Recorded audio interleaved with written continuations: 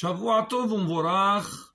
On va parler aujourd'hui, Bezrat Hashem, sur Rosh Chodesh, le début du mois.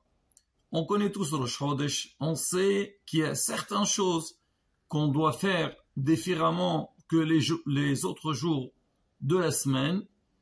Mais Rabotai, il y a beaucoup de règles, des coutumes qu'on a besoin de savoir et qui sont basées, qui sont écrites dans les Sfarim. Alors un peu pour développer donc ces règles, ces lois, je voudrais vous lire le premier saïf qu'il a dit le Shulchan Aruch au sujet de Halachot Rosh Chodesh.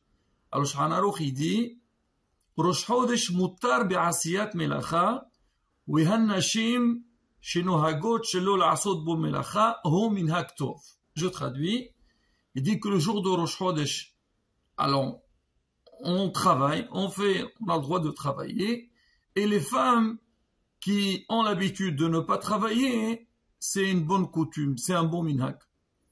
Déjà de cette phrase, on voit qu'il y a au moins 2 points importants à connaître et comprendre. La première des choses, il nous dit qu'on a le droit de travailler.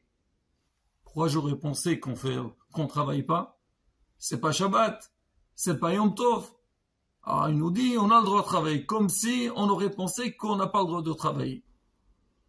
Et après il nous dit et les femmes, il nous parle des femmes. Parce qu'on parle de travail, alors aussi bien les hommes que les femmes. Shabbat, on va pas dire les hommes, alors ils n'ont pas le droit de faire des travaux, alors les femmes, ils ont le droit au contraire. C'est vrai, dans les mitzvot, il y a ce qu'on appelle mitzvot aseh shazman grama, donc les mitzvot positives qui dépendent du temps, les femmes elles ont été dispensées. Il y a des raisons, on ne va pas entrer dans ces détails aujourd'hui, mais ici, le fait que le Shulchan Aruch, il précise, il dit que les femmes qui ne travaillent pas, donc pendant Rosh Chodesh, c'est un bon minhag, alors on dirait qu'il y a quelque chose qui est caché derrière. Alors il faut écouter jusqu'à la fin, parce qu'avec cette halakha, donc il y a pas mal de précisions à dire et ne pas croire. Parce que celui qui écoute ça, il me dit, ah, Shulchan a dit on travaille pas, bon, on va pas travailler, c'est bon, il dit c'est un minhag, c'est un bon minhag. Ah, déjà pour commencer, quel rapport avec le travail? On sait que dans la Torah, c'est marqué Ubiom simchatchem, uv mu'adechem, uv rashei chodshechem, utrachtem b'chas osrot. Le jour de votre simha, le jour de Mu'ad, de fête, et le jour de Rosh Chodesh, alors vous devez faire telle et telle chose. Donc on a mis ensemble le jour de Rosh Chodesh avec les jours de fête.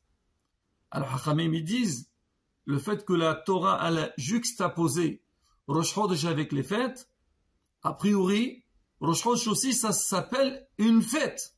Normalement, on doit faire comme le jour de fête.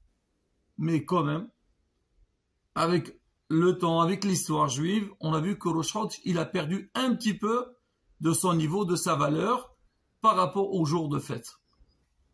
C'est quoi? Alors on dit que nous, en Israël, on a ce qu'on appelle Shlosha Regalim. On a les 3 fêtes. Pesach, Shavuot et Sukkot. On dit ces 3 régalim là, chacune, elle est liée avec un des 3 patriarches. On dit Pesach avec Abraham Avinu, comme le pasteur dit Lo shiva ugot, et Shavuot avec Ishaq Avinu, parce que quand on a sonné le shofar au moment de Ma'amad Arsina, quand on a donné la Torah, on dit on a sonné avec la corne du bélier de Ishaq Avinu, et Sukkot avec Yaakov, parce qu'il dit Yaakov il avait fait donc des cabanes. On dit qu'en fait chaque fête elle est liée avec un des 3 patriarches. Maintenant on a les 12 mois de l'année. Alors on dit les 12 mois, chaque mois il est lié avec un tribu, Reuven, Shimon, etc. Mais on sait que Am Israël il a fait une grande faute qui est la faute du veau d'or. Alors quand Am Israël il a fait la faute de veau d'or, Akadosh Baruch il aura enlevé quelque part cette couronne, la couronne que tous les Rashi Hodashim vont être appelés comme jour de fête par rapport à ses shvatim, aux tribus, alors Kashbor a dit ça sans l'aide.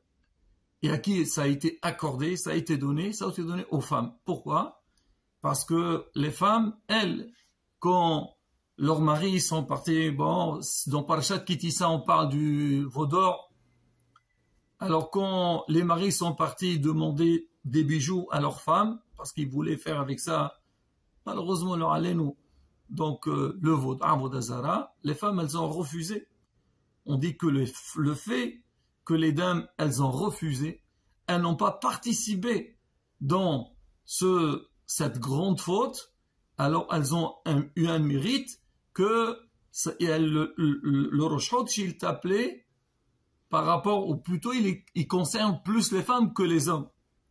Le Ben Ish Chai, il rapporte une très belle parole de Shlomo HaMelech, donc Kohelet. Shlomo HaMelech, il dit, je voulais le pasouk, Isha bechol ele lo matzati, levad ze masati. Bon, on va pas entrer, donc quoi il parlait Shlomo HaMelech, mais il disait cette phrase, Isha bechol ele lo matzati. Une femme dans tout cela, j'ai pas trouvé. Levad ze, seulement ça, j'ai trouvé. Alors on dit, c'est quoi le Ben Ish Chai, Isha bechol ele, on dit ele, c'est quand Amisa, ils ont fait le veau d'or, c'est marqué, ils ont dit, Ele Elohecha Israël, voici ton Dieu Israël. Alors on dit, Isha bechol ele, tous ceux qui ont dit ele, les femmes n'ont pas dit, lo matzat, j'ai pas vu une femme qui a dit ça. Levad ze masat, c'est quoi ze? Ze, c'est la valeur numérique 12. Zayin, c'est 7, et He, 5, ça fait 12. Pour dire que quoi? Le fait que les femmes, elles n'ont pas participé, donc, dans le veau d'or, alors ils ont mérité les 12 mois de l'année. Alors, maintenant, on revient à notre Shulchan Aruch. Shulchan Aruch, il dit, Rosh Chodesh mutar ba'asiyat melacha. C'est-à-dire, non, il ne faut pas croire que, c'est vrai que normalement, Rosh Chodesh, il devait avoir le même potentiel qu'un jour de fête. Et on va expliquer, Bezrat Hashem, qu'est-ce qu'on doit faire. Mais on dit non, on peut travailler. Mais les femmes, il y a des femmes qui ont pris sur elles de ne pas travailler. Pourquoi? Parce qu'on vient de dire qu'elles sont concernées par rapport à Rosh Chodesh. Il dit c'est un bon minhag. Mais sur ça, la bataille, il y a beaucoup de discussions dans la halakha. Alors il y en a qui disent, est-ce que le fait qu'on a dit c'est permis, les femmes ce qu'ils font c'est bien, est-ce que les hommes aussi concernés ou pas? Bon, en règle générale, on dit que non, les hommes ne sont pas concernés, ils travaillent normalement. Mais les femmes, même qu'on a dit, elles ne travaillent pas le jour de Rosh Chodesh, on dit elles font pas seulement les travaux pénibles. Mais sinon le reste, cuire, tout ce qu'on a besoin pour la maison, donc il faut le faire. Et c'est sûr, faire très attention. Bon, c'est vrai, c'est un jour ou des fois 2 jours, mais en tous les cas, Moreno Arab Rabbe Khalfoun, Kohen Zer Sadiq de Jobracha, il dit le minag, donc à Djerba, de ne pas faire tout ce qui est lié avec la couture. Parce qu'on dit que les femmes dans le Beth Amikdash, dans le Mishkan, elles ont fait, comme on dit, Witawo et Ta'izim, elles ont fait du tissage. Alors tout ce qui est lié avec un petit peu la couture, les femmes sont dispensées. Il y a certains, je sais, toujours dit, on lave pas le linge, ils font pas certaines choses. Pourquoi? Pour montrer que cette fête, elle est, ou ce jour-là de Rosh Chodesh, donc elles sont concernées, les femmes. Et ça leur donne beaucoup de hizouk. Elles disent, ah, voilà quel mérite. Nous, on n'a pas participé, donc, au veau d'or. Regardez le cadeau qu'ils nous ont donné. Maintenant, derrière ça, alors, il est coutume qu'on allume des bougies le soir de Rosh Chodesh. Là aussi, Rabotin, il y a des règles. Alors, déjà, on dit qu'il y a 3 niveaux. Il y a Shabbat Yom Tov, il y a Rosh Chodesh et il y a le Hol. Donc, on doit faire une différence entre ces 3 jours-là. On dit que Rosh Chodesh, bon, le Hol, on n'allume pas les bougies. On dit Rosh Chodesh, on allume. Donc, on fait une différence par rapport au jour de la semaine. Et Shabbat, on allume. On dit le jour de Rosh Chodesh, il ne faut pas allumer comme Shabbat ou plus que Shabbat. C'est pour ça, Moreno Arab Rabbe Khalfoun, il dit, Shabbat en général, on allume 2 bougies, et Rosh Chodesh, on allume une seule bougie. Le Ben Ish Chai, il dit, on peut même allumer 2, mais lui, il dit qu'il y a certains ils ont l'habitude de faire par rapport au nombre de personnes qui montent à la Torah. Ah, il dit comme ça. Il dit que Shabbat, on fait monter 7 personnes. Normalement, la règle, c'est faire monter 7 personnes. Et des fois, on fait monter plus. Alors, on dit, il faut monter 7 personnes. On allume 7 bougies. Kippour, on allume 6 bougies. Les jours de fête, 5 bougies, parce qu'on fait monter 5 personnes. Rosh Chodesh, on fait monter 4 personnes. On fait que 4 bougies. Alors, on dit par rapport à ça. Maintenant, bon, lui, dans ces conditions-là, donc Shabbat plus Shabbat c'est 7, donc Rosh Chodesh c'est moins, donc ça peut passer. Alors maintenant, ça c'est au niveau de l'allumage des bougies, mais bien sûr on fait pas de bracha. Maintenant, même au niveau des saoudot, on dit que Rosh Chodesh, il faut faire au moins une saouda avec du pain. Et c'est rapporté, le Kaf HaChaim, il rapporte, il dit, c'est bien de faire une vraie saouda et prendre 2 pains, comme le jour de Shabbat ou fête, et faire motzi dessus. Maintenant, est-ce qu'on fait le soir et le jour ou pas? Alors, c'est une discussion, on dit au moins faire une saouda. Certains disent c'est mieux le midi de faire que le soir. Maintenant, si les gens ils travaillent, ils peuvent pas faire, alors ils font le soir. Mais on dit que quand tu vas faire cette saouda, il faut pas la faire debout. Voilà, tu vas aller dans un restaurant, dans un snack, tu achètes, je ne sais pas moi, un shawarma, tu dis c'est de la viande, c'est du pain, et tu vas le manger debout. De toute façon, en règle générale, c'est pas bien de manger debout. C'est pas kavod. Il faut s'asseoir et faire vraiment la saouda. Plus que ça, certains ils disent, bon, moi je n'ai pas vu beaucoup qui le font, mais c'est sûr, certains ils le font si c'est marqué. On met des habits, pas comme de Shabbat ou Yom Tov, mais on met des habits différents que ce qu'on a l'habitude de mettre pour montrer donc l'importance du jour de Rosh Chodesh. Alors on dit aussi, c'est bien de donner la Sdaqa la veille de Rosh Chodesh. On donne au Aliyim. Et bien, ça se comprend. Si on dit que le jour de Rosh Chodesh, on doit faire donc une belle saouda, alors les gens qui sont dans le besoin, alors ils ont besoin d'argent. Alors il dit comme ça, le Kaf HaChaim rapporte, il dit, on a l'habitude de donner l'argent aux nécessiteux comme la veille de Shabbat. Après, on leur donne la veille de Shabbat parce qu'ils doivent préparer Shabbat. Donc la veille de Rosh Chodesh aussi, on doit faire la même chose. Alors, c'est rapporté aussi que c'est bien, si on peut le jour de Rosh Chodesh, monter à la Torah. On dit la meilleure montée, c'est Réveillé, la dernière, parce que elle, en fait, la semaine, on fait 3. Rosh Chodesh, on rajoute une montée, ça fait Réveillé, ça fait la cadence, c'est spécial. Mais sinon, on prend une autre montée. Il y en a qui disent que le deuxième jour, s'il y a 2 jours, il est plus important que le premier, mais celui qui peut monter dans les 2 jours, premier et deuxième jour de Rosh Chodesh, donc, c'est très bien. On ne jeûne pas le jour de Rosh Chodesh, on pèlerine pas donc dans le cimetière de Jora. Pourquoi? Pour ne pas arriver à un tsar. Même dans ça aussi, Rabota, il y a pas mal d'halachot, mais bon, comme on dit, on abrège un petit peu. Et plus que ça, la veille de Rosh Chodesh. Alors, la veille de Rosh Chodesh, il y a beaucoup de minagim. Alors, on le dit dans Moussaf, on dit que Rosh Chodesh, Zeman kapara lechol toldotam. C'est un moment de kapara, de pardon, lechol toldotam. C'est quoi toldotam? Une naissance. On dit parce que le mois, il se renouvelle. Rosh Chodesh, donc on a entamé un mois, et on va entrer dans un nouveau mois. On dit c'est Zeman kapara. Alors ce jour-là, hein, il va avoir un pardon, donc pour le Ham Israël. Et qu'est-ce qu'on doit faire? Il faut faire tchouva. Alors c'est pour ça certains ont l'habitude de jeûner la veille de Rosh Chodesh et ils font des tfilot, ils font des stihot, on appelle ça Kippour Katan, avant la veille de Rosh Chodesh. Et on essaie de faire tchouva. Même il rapporte le Kaf HaChaim, il dit que, il y a un arabe, il a dit que c'est bien de jeûner un jour dans le mois. Il dit que c'est bien pour la santé. Alors, tant qu'à faire, le faire la veille de Rosh Chodesh. Mais, quand on va jeûner, on va pas dire, ah, je jeûne parce que c'est bien pour la santé. Non! Moi, je jeûne parce que la veille de Rosh Chodesh, il faut faire teshuva. C'est vrai que j'ai besoin de jeûner un jour. C'est pas obligé, Rabota, ne dit pas après, il y a une obligation. Non! C'est-à-dire, tu veux jeûner, jeûne la veille de Rosh Chodesh, et en même temps, c'est marqué la vraie teshuva. La vraie, plutôt, quand tu fais un jeûne, c'est faire une teshuva avec, et quoi, réfléchir. Qu'est-ce qu'on a fait toute l'année? Comme la veille de Rosh Hashanah. La veille de Rosh Hashanah, il y a des gens qui jeûnent, fait kapara, on va réfléchir qu'est-ce qu'on a fait pour faire une vraie teshuva. C'est pareil. Et il y a des minagim que le jour de Rosh Chodesh, ils font Atarat Nidarim avant la montée de la Torah. Et ça, je me rappelle, en Tunisie, on faisait ça.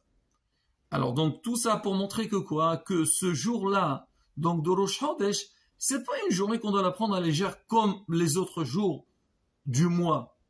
Et c'est vrai, c'est important qu'on voit des fois des gens et te disent, moi je vais à la synagogue lundi, jeudi. Ah, je vais un jour de Rosh Chodesh, je peux venir tous les jours. Mais c'est vrai que ces journées-là, ils ont un potentiel qui est très très fort. Et donc, on a besoin, comme on dit, les natselotam. Donc, pensez à faire une vraie teshuva à cette date-là et se préparer, Bezrat Hashem, pour cette journée. Maintenant, pour ceux qui jeûnent, alors il faut que la veille, toi tu vas jeûner la veille de Rosh Chodesh, le jour d'avant, à Mincha, tu dis demain, je vais jeûner, même si tu as l'habitude de jeûner tout le temps, donc tu dois dire que je veux jeûner. Voilà, Rabotai, j'ai fait un petit tour donc sur certaines coutumes de Rosh Chodesh. Et bien, on fera un autre cours dans lequel on parlera les halachot, surtout par rapport à la tfila. On va essayer de faire quelques halachot, quelques règles concernant le jour de Rosh Chodesh. On sait que dans la tfila, on doit faire Ya'aleh Ve'avo. Ça, on sait que les jours de fête, alors, à Retse, on appelle ça dans la Avoda, on fait Ya'aleh Ve'avo pour mentionner donc l'événement. À Rosh Chodesh aussi, on doit dire Ya'aleh Ve'avo, Biyom Rosh Chodesh Hazeh. Alors le Rashash dit il faut dire Biyom Rosh Chodesh Hazeh. Parce que c'est vrai, selon la grammaire, on doit dire Rosh. Si tu dis Hazeh, il faut dire Chodesh Hazeh. Mais on dit non, il faut dire Rosh Chodesh Hazeh. Alors on doit faire donc ce Ya'aleh Ve'avo et aussi dans Birkat Hamazon. Maintenant on va essayer de voir ensemble. Donc c'est quoi le din pour celui qui a oublié? C'est vrai, tous les jours on fait pas Ya'aleh Ve'avo et des fois on peut s'oublier. Il y a beaucoup de minhagim sur ça avant de commencer la Hamida. Alors il y a des gens, voilà, ils disent Rosh Chodesh. Là pareil, il faut rappeler, surtout avant la prière, parce que quand on va commencer la Hamida, on n'a pas le droit de parler. Il y a certains qui tapent sur la table pour rappeler. Tout ça, Rabota, et j'ouvre une parenthèse, c'est vrai, c'est des, comme on dit, c'est des habitudes, je ne veux pas appeler des minhagim, qu'on fait pour rappeler, il s'est rapporté, mais il faut aussi, Rabota, respecter un ordre à la synagogue. Et ne pas, tu vas voir les gens, tout le monde va taper sur la très fort. Ça dérange, je vais prier. Ah, il y a un, peut-être Hazan, il fait ça parce qu'on a l'habitude de faire ça. Moi, je me rappelle, en Tunisie, on disait Rosh Chodesh avant de commencer la Hamida. Mais il n'y a pas une obligation. Des gens, ils pensent qu'ils n'ont pas dit, leur Hamida, elle passe pas. Pas du tout. Le Hazan, il a dit, c'est bon. Le premier qui arrive à aller Ve'avo, il dit à Baot, il y a aller Ve'avo. Bon, on va dire 1, 2. Mais que ce soit toute la synagogue comme ça, ça devient un jeu qui arrive le premier à faire aller Ve'avo. Rabotai, bon. Alors, c'est rapporté que l'homme, il doit dire à voix haute pour ne pas oublier qu'il a fait. Mais tu n'es pas obligé de faire à voix haute que tout le monde t'entende. La Hamida, tu l'as fait. Et bien ça, c'est d'ailleurs Bezrat Hashem, on fera un jour les halachot, comment on doit prier le Kahal et le Sherech Tzibur. Ah, toi, quand tu arrives à Ya'aleh Ve'avo, tu dis Ya'aleh Ve'avo. Comme ça, tu t'entends que tu as dit ça. Parce que des fois, une fois qu'on a fini, on ne se rappelle pas. On ne se rappelle pas si on a fait ou pas. Alors, tu fais un petit peu plus haut et tranquille. Mais sinon, pour le Kahal, alors si on a annoncé au début, ou il y a un qui a lancé, c'est bon, la bouteille. On va pas, il faut pas faire de ça un grand bruit dans la synagogue. Bon. Alors maintenant, concernant dans la Hamida, alors la bouteille, il y a une différence. Si quelqu'un il oublie Ya'aleh Ve'avo dans la prière de Arvit, je parle de Rosh Chodesh, parce que les fêtes, c'est différent aussi. Rosh Chodesh entre le soir, tfila de Arvit, et la tfila de Shaharit et Minha. Alors, on va parler de Shaharit et Minha. Après, on revient à Arvit. Alors maintenant, Shaharit, si jamais quelqu'un il a oublié de faire Ya'aleh Ve'avo. Si maintenant, lui il a avancé, il a dit Baruch Ata Hashem, il n'a pas dit Mahazir Shekhinatu Sion, parce que la bracha qui suit, Mahazir Shekhinatu. S'il a dit Baruch Ata Hashem, il dit Lam Medine Hokecha, et il reprend depuis Ressé. Si maintenant il a fini, il a dit Mahazir Shekhinatu Sion, il s'est rappelé qu'il n'a pas fait Ya'aleh Ve'avo. Alors dans ce cas-là, il fait le passage et on a Ya'aleh Ve'avo, mais il ne dit pas il dit seulement le passage qu'il a oublié de faire, il le fait et après il continue Moudim Anahnu lach. Maintenant, si il a commencé Moudim et il ne s'est pas rappelé, alors s'il se rappelle, avant le dernier, avant de reculer, s'il n'a pas encore dit ce passouk-là, alors il reprend depuis RC, il fait arriver à vous, il fait tout le reste. Maintenant, s'il a fait même s'il n'a pas reculé, donc il a raté sa Hamida, il doit refaire à nouveau. Il doit recommencer toute la Hamida. Donc cette règle concerne aussi bien Shahrit que Minha. Arvit, si j'ai pas encore fait Baruchat Hashem, j'ai pas encore dit Baruchat Hashem, je reprends depuis Ressé. Mais si j'ai dit Baruchat Hashem, je continue. Parce qu'on dit Arvit, alors si on a oublié de faire Ya'aleh V'yavo, on n'a pas besoin de recommencer. Pourquoi? Parce que c'est rapporté qu'à l'époque, on est Mirkatchim et Tahodesh, ça veut dire le Bedin, c'était dans la journée. C'est vrai, on voit la lune le soir, mais le Bedin travaillait dans la journée. Comme le soir, on n'est pas Mirkadesh Tahodesh, alors si tu as oublié Ya'aleh V'yavo, donc ça dérange pas. Dans Birkat Hamazon, si on a oublié de faire Ya'aleh V'yavo, on ne recommence pas non plus. Pourquoi? Parce qu'il n'y a pas une obligation de manger du pain. C'est vrai, c'est bien de manger du pain le jour de Rosh Chodesh, comme on dit, donner l'importance à cette journée-là, mais si on n'a pas fait Ya'aleh V'yavo, on ne recommence pas. Ça, Rabotai, concernant donc la prière et Birkat Hamazon. Maintenant, il y a un autre point qui est très très important, Rabotai. On sait que dans la tfila de Shahrit, on met Talit et Tfilin. Mais à la tfila de Moussaf, on ne met pas les tfilin. On dit pourquoi on ne met pas les tfilin? On dit parce que dans Moussaf, on dit keter. D'accord? Et nous, le tfilin, c'est un keter. Donc, on ne met pas de couronne. Keter, c'est une couronne. Alors, on dit, on ne met pas de couronne en même temps. Alors, dans Moussaf, on n'a pas besoin de mettre les tfilin. On a fait la mitzvah des tfilin dans Shahrit. Alors maintenant, si on n'a pas, donc dans Moussaf, on n'a pas besoin, mais on fait Ketr. Maintenant, c'est quoi le din? Si quelqu'un, lui, il est arrivé en retard, et lui, il fait encore Shahrit, et les gens, ils font Moussaf. Alors, ils arrivent à Ketr. Qu'est-ce qu'il fait? Alors, on dit, et lui, il va faire avec eux. Alors, tu vas dire Ketr, tu as une couronne sur toi, tu as les tfilin. On dit comme ça. S'il peut enlever ses tfilin, et il enlève, il fait Ketr, il les remet, il n'y a pas de problème. Mais sinon, alors les tfilines de la tête, il les bouge de leur place, parce que normalement, il y a un placement, il les déplace de leur place, comme ça il n'est pas en train de faire la mitzvah, et donc ça ne dérange pas. Et sur celui de la main, alors il met par exemple son talit, il le met sous donc la boîte de tfilin, comme ça, parce qu'on sait, il y a ce qu'on appelle hatita. Il faut quelque chose qui sépare entre les tfilin et le corps. Alors, quand il a mis lui son talit ou bien sa chemise sous, pas le boîtier qu'on met dedans les tfilin, donc la boîte des tfilin, il y a un hatissa, on considère comme si il n'a pas mis les tfilin. Ça, c'est, le Ben Ish Hai rapporte, si quelqu'un y met Rabbeinu Tam, bon, il faut essayer de le faire avant Moussaf, mais d'ici tu as fait Shahrit, donc tu peux pas mettre, mais tu le mets à Minha. Bon, sur ça aussi, Rabotai, il y a des fois mais ce qu'il faut faire, il faut essayer de mettre même Rabbeinu Tam avant la tfila de Moussaf, comme ça on est tranquille, on n'entre pas dans les discussions. Maintenant, il y a aussi le Hallel. Alors, le Hallel, on le fait sans bracha. Alors, pourquoi sans bracha? Justement, c'est par rapport à ce qu'on avait expliqué dans le dernier cours. On a dit que le jour de Rosh Chodesh, normalement, lui, il est considéré comme un jour de fête. Mais amis, ça, ils ont fait le règle. Donc, il a perdu un petit peu, ou nous plutôt, on a perdu, donc, la grandeur de cette journée-là. Donc, on dit, il est moins que les jours de fête. Donc, on ne fait pas Halil Gamour, on fait seulement, donc, ce qu'on appelle Medalgim. On saute certains passages, c'est marqué dans les Sfarim. Alors, le Kaf Haïm, il rapporte, il dit, David Amelech, il a fait un remes, il a fait un signe dans le Tehillim, qu'on doit faire tous les mois, on doit faire le Hallel.